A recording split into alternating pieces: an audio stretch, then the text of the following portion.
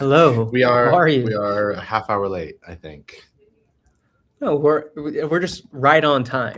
Whenever we get there is on time. Well, we are right on time, but we did not tell others that we would not be here at the regular time. This is true. It it's we're testing desirability before. That's right. That's right. How are you doing? Have you been just grinding away with your floors? I have been grinding with the floors. I'm just taking a break to come here and do office hours. We when I left, we were on just two rows to go, and then we'll be done with the flooring, and then I have to put all the cut and put all the baseboards on. So there's still a bit of work left, but yeah, it's gonna be good. Um, Well, but we it's appreciate a lot. your dedication hopping in here. Any insights of like how laying floor ties to the startup life cycle?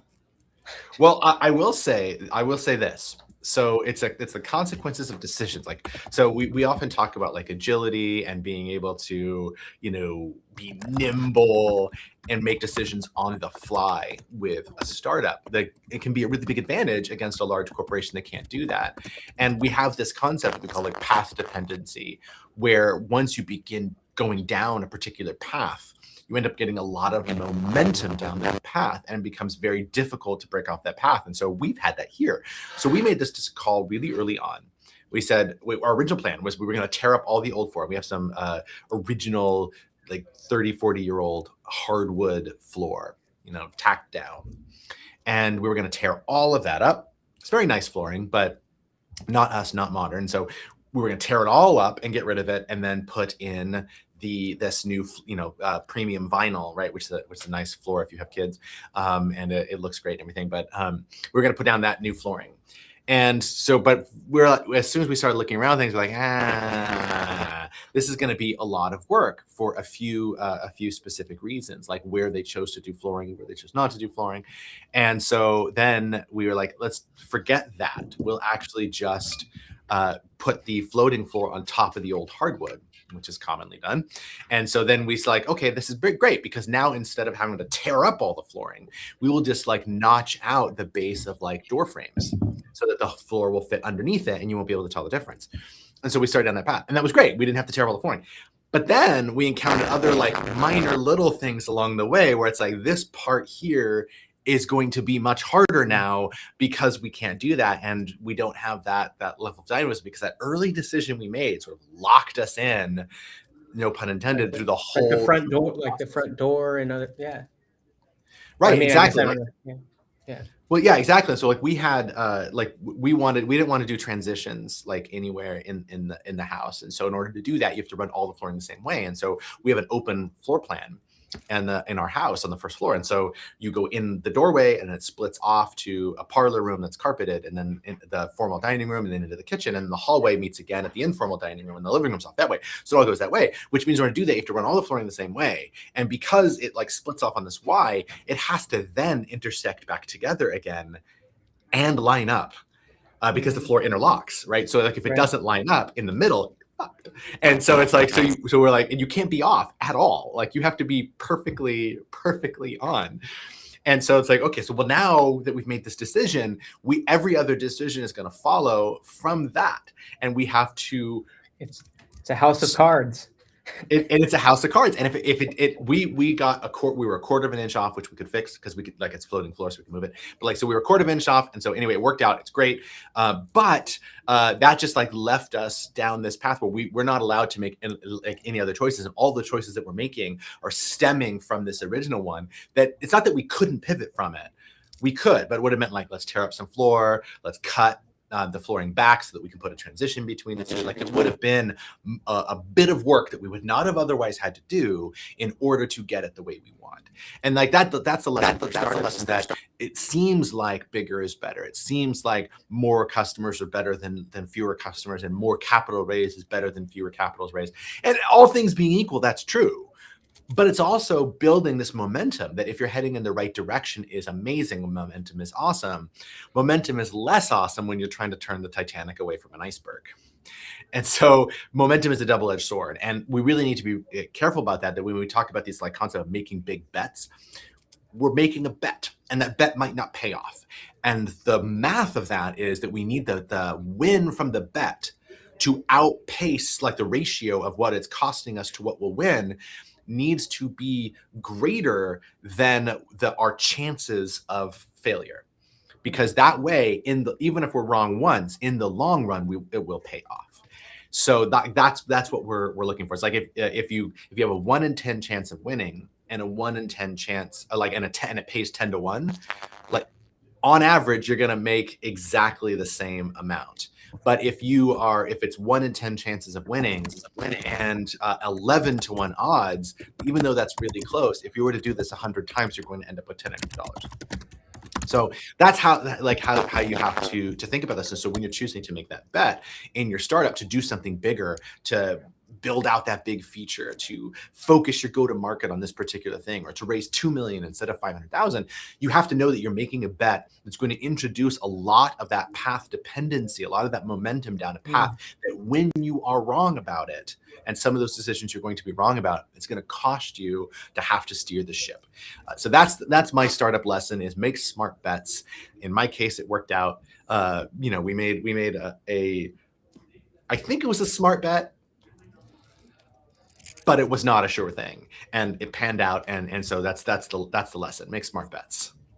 I love it. Well, I'm so glad I asked that question. There was a lot of great juice squeezed out of that, seemingly small question into, key concepts of path dependency, right? So one decision leading to ultimately, okay, we're going down this particular path, and we see that all the time with founders. And additionally, I was tying in to think about, what is the theory of how this floor is going to be laid out and the consequences of all of those decisions down the line. And so how are you doing the research to understand what that looks like and all of that. So I'm glad I went down that path. So, well, very good. Exactamundo. Cool. All right. Well, this is our weekly office hours. We are back. We are here in Sacramento, no longer in Austin, Texas. Happy to be back in the studio with you, Cameron, our respective studios, of course. That is to answer your questions. And so those of you out there, I know we're a little late, which always throws off the live game. But if you've got a question, throw that into the chat or comments, depending on whether you're on LinkedIn or YouTube. Throw that in there, and we will take it live. Otherwise, we did get not one but 2 questions that were submitted in advance. So we will start tackling those, but we do prioritize live questions. If you want a little bit more breathing room that you get in a little YouTube comment or a LinkedIn reply, then you can go to jdm.bio, hit the calendar button, and there's a form you can fill out to actually send a more elaborate question. It's still anonymous. We don't ask for your name. We don't ask for your emails. We don't do anything like that. We just ask for your money. Yeah, exactly. We did get a question about how was South by Southwest. We'll take the first question, and then we'll come back to we'll talk about South by Southwest. We have some fun things we can share about that as it turns out. Some more startup lessons and non-startup lessons in that one. But question number 1, you ready, Cameron? Yeah. Start us off. All right, this is a B2B SaaS for equine veterinarians treating horses at farms and stables. They're at 69,000 ARR. It's a practice management software with 52 vets using it. The product works. They're happy. Retention is fine. The issue is that equine vets are ... dying out ? I don't know. Are they? Literally, that profession is aging, and young vets don't go into equine because it pays way less than small animal. Plus, horse ownership is declining. It's expensive, and there are fewer farms near cities. I'm watching our addressable market slowly shrink in real time. One vet told me, in 20 years, there won't be enough of us left to support your business. Do we diversify into other large animal vets, cattle, sheep, or just accept that we're building a business with a built-in expiration date? The average age of our customers is probably late 50s, with very few graduates going into equine. The math is scary when you project it forward. You want me to start? Yeah, kick us off. Well, Since you have a my much wife. closer connection to horses than I do. Yes. Yeah. My wife is in the equine world, and yeah, it's interesting. Being proximate to it. I haven't seen it necessarily shrieking, but I'm not like in it as a business owner, more as a supporter of a consumer in the industry. And so oftentimes we do hear kind of this element of, oh, we're making these huge projections that the industry is like shrinking, and that ultimately things are dying out. I would be curious to see like what evidence that you're basing that data on. Because I think overall, like some people thought golf was dying, and then there was obviously COVID and other things that the sport continued to take off. So you want to continue to understand and base that decision based on data. And so in terms of kind of how you want to go about that particular process. Um, you know, I think there are other avenues to maybe go down of other industries, but is there like a relatable problem that these other veterinarian practices have related to the equine before you're going to double down and expand into the larger vet market?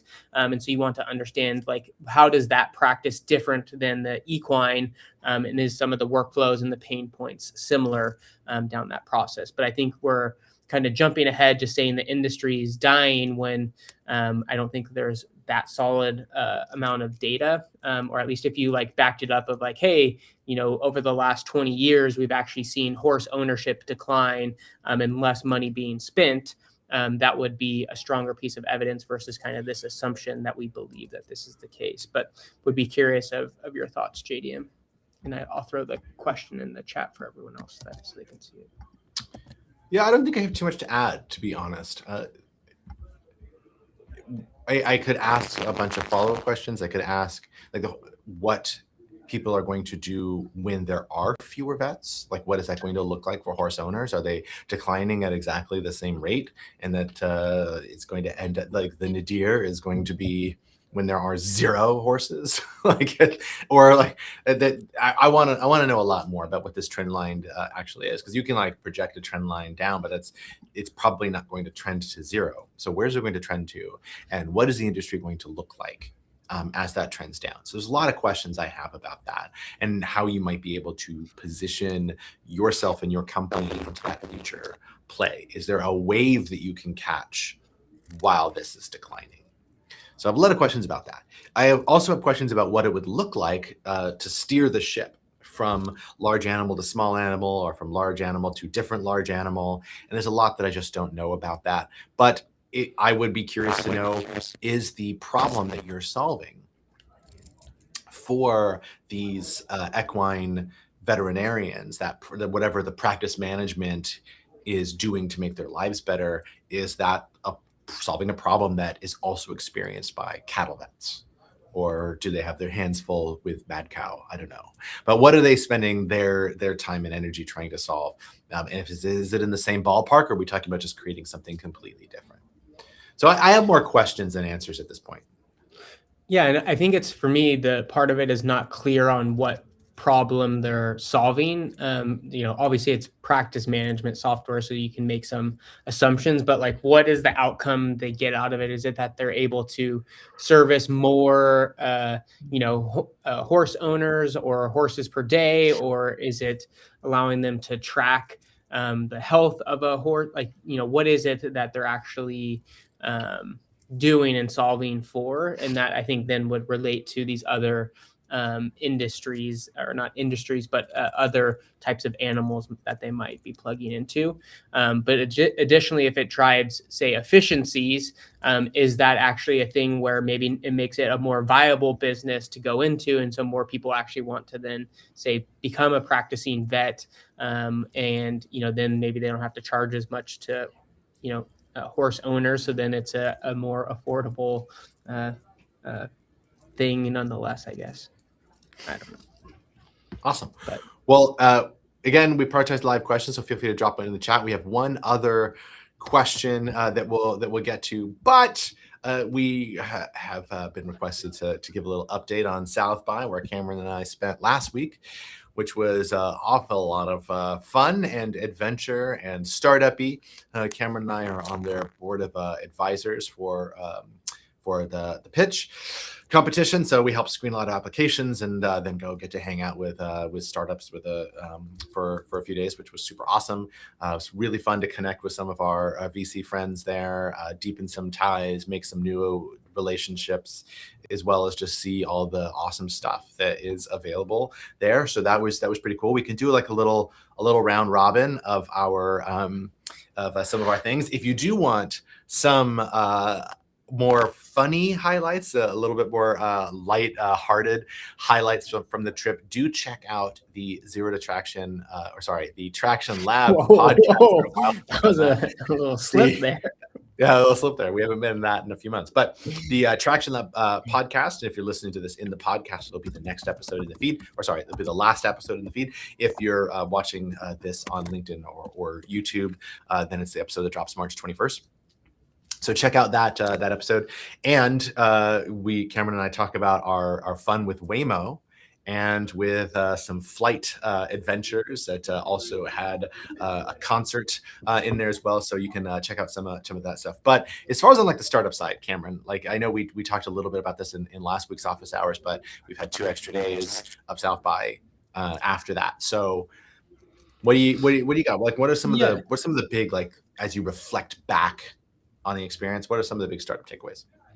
Yeah, so I mean, the big startup takeaways is that like the challenges we see entrepreneurs running into here are no different than what we see in Austin. And I think, part of that is like, I think we oftentimes when we say, oh, like the Bay Area has got a lot of startups and they raise a lot of capital, and same with, Austin, they're known for a lot of innovation, startups, and capital deployment. But we saw a lot of the similar challenges that they were facing where they weren't really clear on how they were going to get to market, and that there was a lot of desirability or market risk that they hadn't really dove into. And then, particularly, we kind of were there from a lens of our Traction Lab Venture School to kind of see, is there a path to repeatable engine for sales and ultimately growth opportunities? And so it was interesting to peel apart kind of that gap that is not just atypical, obviously, to founders here, but is a common one. But I felt like was elevated in the sense of that they were kind of, certainly building interesting things, but had really kind of gone down these paths of like building it before even any proof points related to customers, and that was just a continued common pattern. And so I thought, based on kind of the prestige, for lack of a better term, that say like Austin and their founders and that ecosystem would get, that I thought that might be a little bit different when that was kind of a common pattern.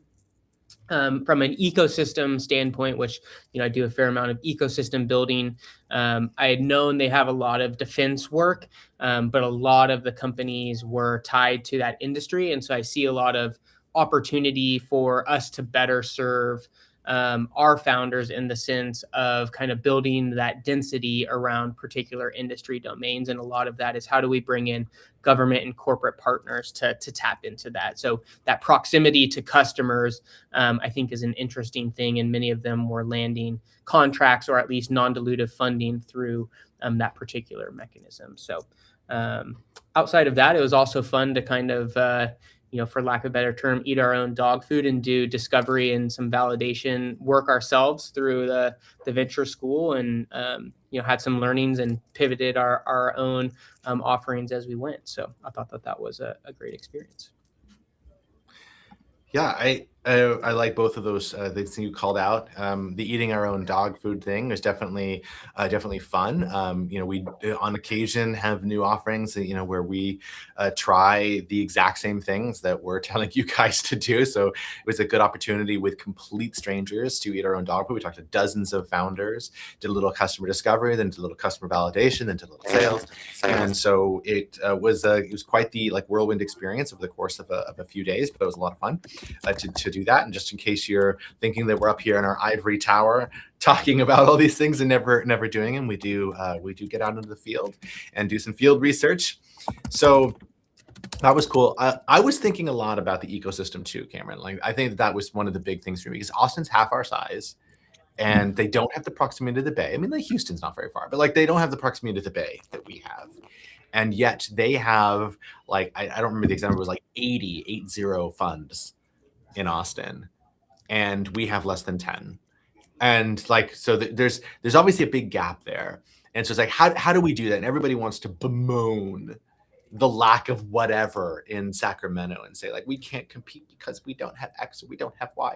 And that does make the game harder. I'm not going to pretend that it doesn't.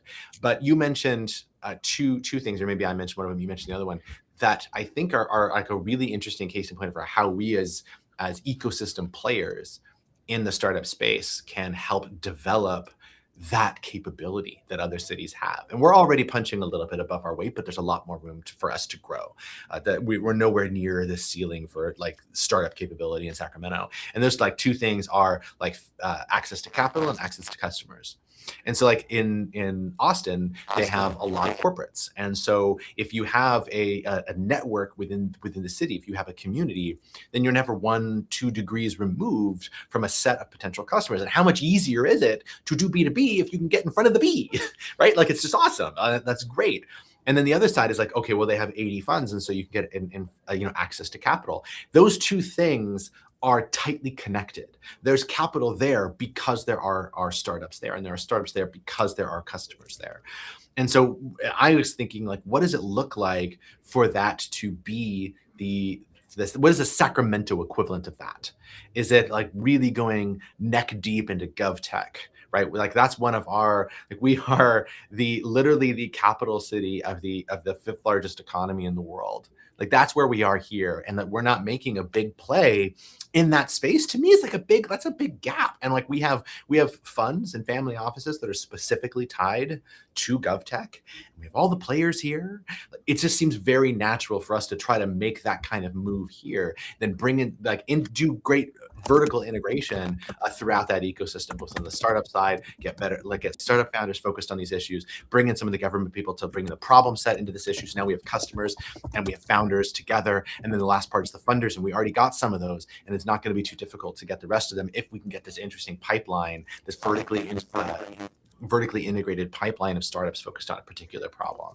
And so like that like, how can we just take a slice of what we see working really well in another area, transport that slice here, and then like amp that up on steroids? So that's kind of one of the things I was thinking about. Yeah, I love it. Access to customers breeds startups, access to startups breeds funds, and this kind of virtuous cycle, right? So it's kind of like the success to the successful in that sense of it as well. So I love that. Cool. Awesome. Well, we got a couple questions in there. Are you reading through Mark's? Yes, I was trying to read through. You did, so like in fairness, so Cameron asked Mark what questions that he might see founders having, and he said, "How much time you got?"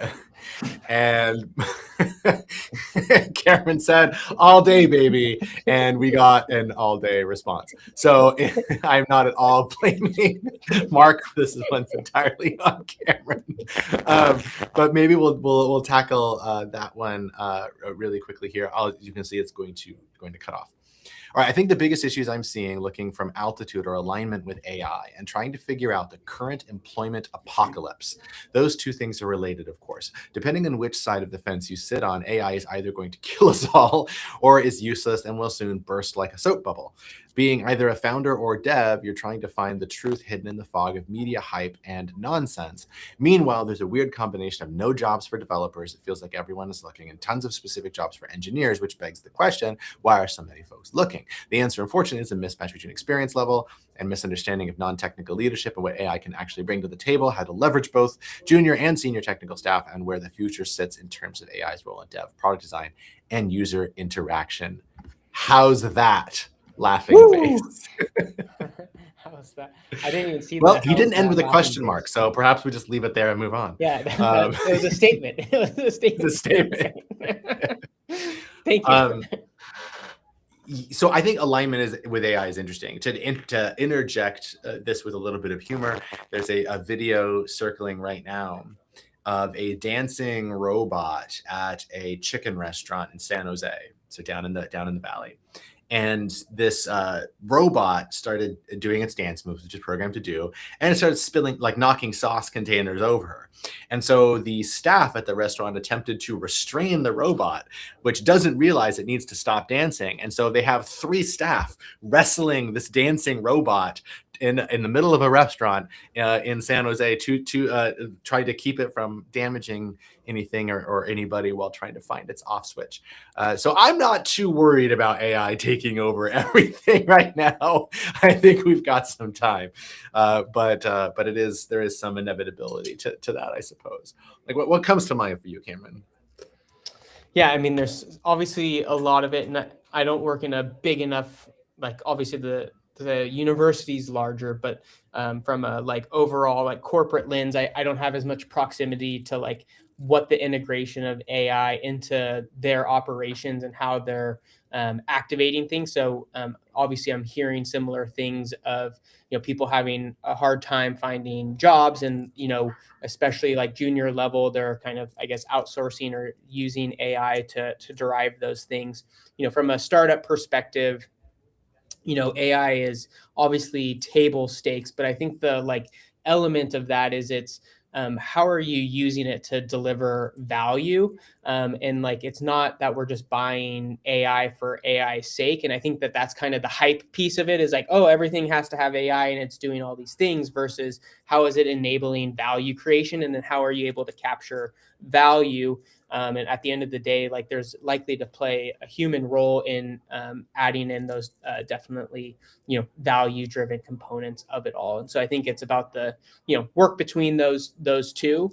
And I think a lot of those that are kind of built on hype, we're going to see falter because of investment or lack of customer engagement and retention. And at the end of the day, I would say we're still fairly early in the life cycle of it, as it, people are still trying to figure out how to integrate it into their daily work and life and things of that nature. And so it's not about, I don't, it's how do you integrate it into things that like add a lot of value versus it just like being a specific little tool here and there. I think is when that fundamental shift will happen. So I don't know if that fully answers it. I don't have as much proximity to some of the like challenges between the technical staff and in those. I'm just not as knowledgeable about that. Yeah, I'm a little bit removed from that these days as well. If I was still in that the game that I was in a few years back, then I would probably be able to speak to it a little bit better. So I'll give a more general, like sobering thing is that while there are plenty of ways where AI is taking jobs, I don't like using that term for it, but is replacing some workers and making those positions more scarce because they're making certain people more productive. There's also the bubble component of this. While we don't know exactly what it is, I'll say 2 things. One is that some investors are already starting to hedge on AI. We're seeing that trend the last couple of months. So that is, while not definitive, it's kind of evidence for some people are starting to expect a bubble soon. Right. So there's that. The second thing is that we always have this last mile problem. And like creating a self-driving car that is really freaking good and 99% accurate or 95% accurate was doable, and it was fine. But the 10 years that it took to get to 95%, right? That 95% for 10 years, the last 5% is just as difficult as the first. And sometimes we don't know how to close that gap yet. And so we've, in some ways, the easy part of this is already done. And now we have to figure out the hard part. And we just don't know how hard it is yet, because we're not going to do that until we encounter these problems. That's why you throw Waymos out into the world, to see what happens, because we have to actually see what happens to know what's going to break so that we can then figure out how to fix it. And some of those problems are really tough to solve. This is most acute with something like Tesla, which fundamentally took a different approach to self-driving cars than others did. Instead of saying we're going to figure out how to create a custom machine that's going to be able to drive itself on the street in a uniquely machine way. They said, let's create a machine that operates like a human and uses cameras to see and then learns to drive by seeing the world like a human does. And getting to 90%, which was extraordinarily impressive, right, was that, it took 10 years to do that, that was doable. But then now the struggle has been in closing that last mile, and this is where we see all of the mistakes happening, because even if you get to 99% accuracy, that's way, when you're talking about the number of cars on the road, 99% accurate is not enough. That's not enough. And so if you think about it from a different perspective, let's say you have a robot that's able to fold clothes. We've got some of those out now. So now they're like, well, let's do these general purpose robots that are able to, say, assist people who are elderly. That way, with all their daily tasks, and help them out of bed and help them into the bath and out of the bath. And it's like, can a machine do all of those things? It absolutely can. But the problem is, if you're only 99% accuracy, we have dead people on our hands. And so like that last mile is really, really important. And it's the hardest part to get right. And it's the kind of thing where we just don't know how much of that we've covered yet. And I think that that's really important to call out. So that's a little bit more of a sobering thing there. Well, maybe I'll bring in a lighter note of our Waymo experience versus dropping someone and dying. I mean, we do we spend a few minutes on our Waymo experience in the podcast feed that comes out on the March 21st episode. You can check that one out. It was a scene. Let's just say that Waymo has not solved the last mile problem, or they've only solved that problem because we stayed in the same mile radius for a lot longer than we should have. But I saw another question we had going in here, or comment at least, from Keith, friend of the show. I saw a founder recently comment on LinkedIn that he uses AI to evaluate his sales lead calls transcripts to move from technical to emotional tonality. Says it was a total game changer for him. Yeah, these are like these great examples of AI, and we use some of these, like tons of this at the Traction Lab too. We love AI at the Traction Lab, and being able to augment humans for things that either humans aren't the best at or could be better at, or to plug those holes, are just fantastic use cases. And so it was absolutely true a year ago, and it's probably still true now. That's like, AI isn't going to take your job, but somebody who knows AI is going to take your job. And that reframe, right, I think is makes all the difference in the world.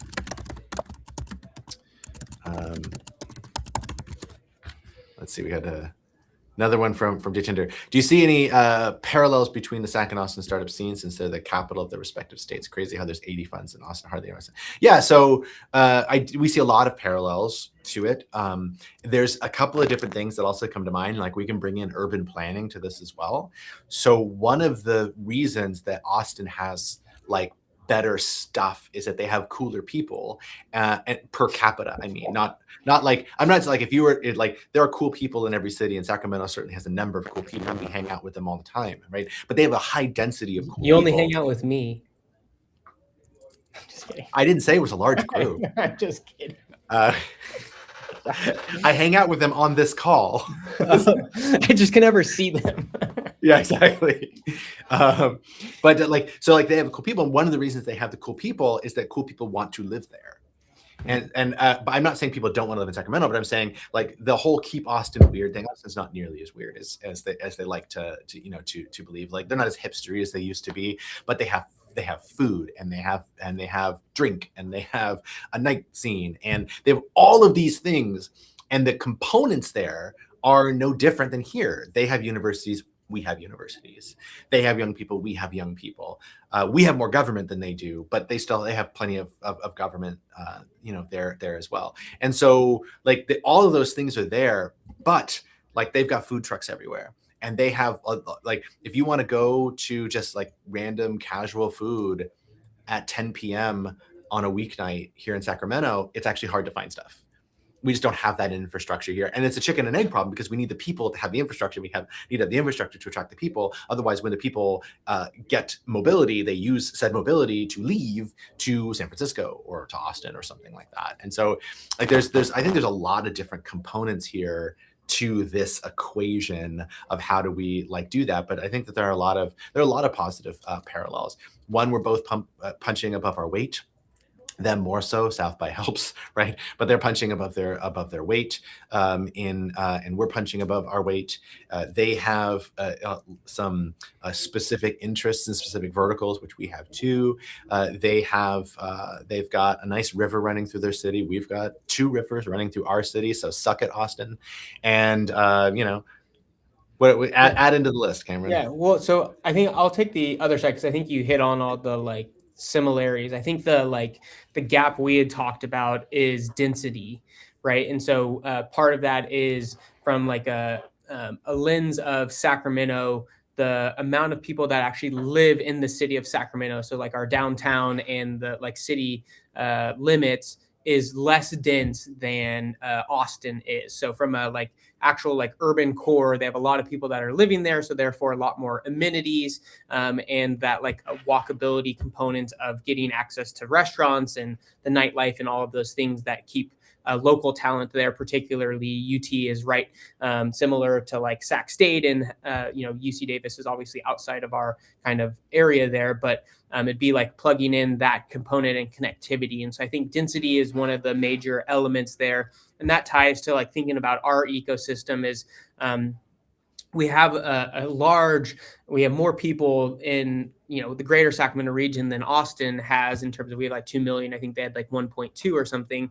But part of that is like the ecosystem in Folsom is harder to connect to in the downtown urban core, because it's just there's not as much proximity, right? You have to drive, and the like path to get there, and like having those random collisions of people, that serendipity that drives an ability to foster ecosystems forward. And so like the learning for me is like, how do we create those spaces where, imagine if like our region really came together and we had this density of founder connections, investor connections, and customer founder connections in an urban core, versus it kind of being in the urban sprawl that we have here in the particular kind of layout of our region. So that would just be one of the elements that I would be tackling. So Like the comparison to Silicon Valley is actually really helpful there too, because if you spend time in Palo Alto along University Avenue near Stanford, there's coffee shops and restaurants and things throughout there. If you just spend the day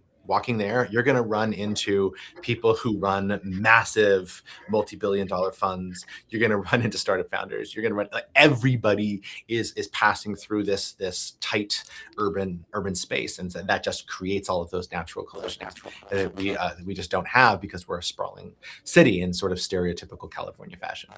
We're not LA, like we're not that sprawling, but we're still pretty sprawling. Cool. Did we do All right. Did we do the second question, or I can't remember? We have not done the second question. I was just kind of scrolling through, seeing what else we got. Is it too late to join the Traction Investor School cohort? It is not. It is almost too late, but it is not too late. So if you're interested in that, we'd love to have you in, Keith. Anybody else out there listening, if you want to get plugged in. And I'm sorry you're not feeling well. Fuck the flu. All right. But would love to have you in the space. Let's see. Cool. All right. I think the jokes sort of write themselves there, don't they, Jay Tinder? Awesome. Cool. All right. We got one more question, and then we'll call it here. Let's do it. Oh, did we just get another? No, that was you. No, I just threw it in there. Yeah. All right. So this is a B2B SaaS for voiceover actors that are recording from their home studios, which is probably all of them now. Their product is live, but they're pre-revenue. They say it's audience tracking and invoice management for voiceover artists. 270 users, solid engagement. Here's the thing, though. Voice over work is feast or famine. Artists book a national commercial and make $15,000 in a day, and they have nothing for 2 months. When they're busy, they love our software and talk about how valuable it is. When they're slow, they're like, why am I paying for this when I have no auditions to track? We've had users subscribe, cancel, resubscribe, cancel again multiple times based on their workload. I think we need usage-based pricing, but I have no idea how to structure that. Per audition, per booking, that feels complicated and unpredictable for both sides. Monthly subscriptions don't make sense when the work is so irregular, but we need predictable revenue. So how do we square that circle? I'm going to start by actually just challenging the premise here. So like, how do you know what their payment behavior is going to be if you're pre-revenue? Yeah, that's what I was So gonna say. You haven't even they set you're just making a lot of assumptions. You're making assumptions that they pay for it at all in the first place, and you're making assumptions that they won't pay for it when in the off season. If they're collecting $15,000 in a day and can't spend the, I don't know what it is, but 10, 20, 30, 40, 50 bucks a month for the next few months while they're waiting for the next gig, like that just means you're not solving a big enough problem. So I'm going to poo-poo all over this and say this and I'd say that you need to focus much more on getting validation on the money side of things. There are ways to do usage-based pricing. There are ways to do different like contract lengths. Get them to save money by doing an annual plan when they're flush with cash as opposed to there's lots of strategies that we can use to play with monetization. But I'm not going to waste any time theorizing on it until you come back with data. Booyah. Yeah, I mean, you're worried about a retention or like what the offer is, and you haven't even tried to put in an offer. So, I mean, that would, like, if you actually had data points of we put an offer in front of 10 people and they all pushed back around the season out, or not, maybe not seasonality, but the like cadence in which they're like locking in work, then that would be some strong evidence. But at least at this point, it doesn't even seem like you put in any, work towards actually proving that or not proving it. And so we're kind of like building for a future case that we have no particular evidence around. Absolutely. And if you want us to shit on your startup like this, hey, that was a commonality, was like we actually from in Austin, we went to a lot of these innovation showcases, and like we got a lot of like positive feedback of like, wow, we haven't really been poked and prodded like that. And I don't know that they said that it felt good, but they were like, oh, this is they had a lot of learnings and takeaways from those fairly short conversations. So it was nice to like have that be reflected, and I'll pass it back to you on that. So yeah, I couldn't agree more. Like we are not going to bullshit you. We're just not going to do it. We're not going to tell you things that aren't true. We're not going to tell you what you want to hear. We're going to tell you what you need to hear. And but we also want to jump into the trenches with you. That's why we do these. That's why we do office hours like this, so that we can help you avoid some of the mistakes that we did. But also, like, if you want to hop into something like TLVS, and we will not only thanks for the shit emoji. We will not only shit all over your startup, we will then also help you figure out how to turn said shit into fertilizer that you can use to grow a more sophisticated startup, and that's more likely to succeed. Like that's why we're doing this. But the first thing that we're gonna do is we're gonna tell you the things that other people aren't saying, that they're thinking but they're not saying. And I think that's our superpower. What? That's our. What? It looks like... Just gonna throw that one on screen. No comment necessary. I'm just gonna. I was just trying to flip it around so it wasn't just a turd. Okay. We're not in the turd polishing business. No, we are not. We do not polish turds.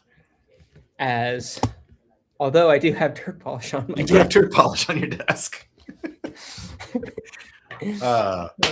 Well, awesome. That does bring us to the end of time here. Thanks. You guys are awesome for joining us, even though we were super late. Always appreciate getting to hang out with you guys and hear your awesome questions, and the insights and thoughts that you guys have are always great. Anybody has a question that you want to submit, you can submit that in advance at jdm.bio, hit the calendar, and there's a place to just send in a question with a little bit more breathing room than you get in a comment.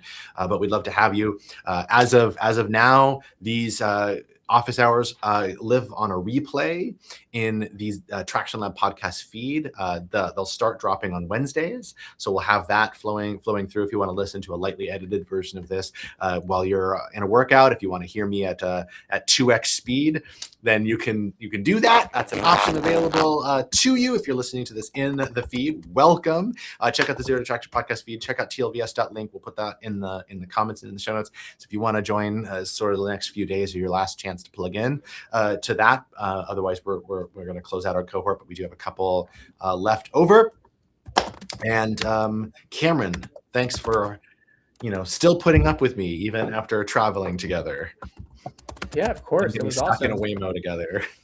Hey, nothing that forges a co-founder relationship better than trying to take a Waymo and getting stuck in the back. Getting stuck circling the parking lot. Yes. How do we get out of this? But Awesome. We'll appreciate you all hopping on.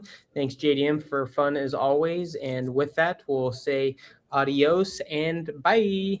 Bye.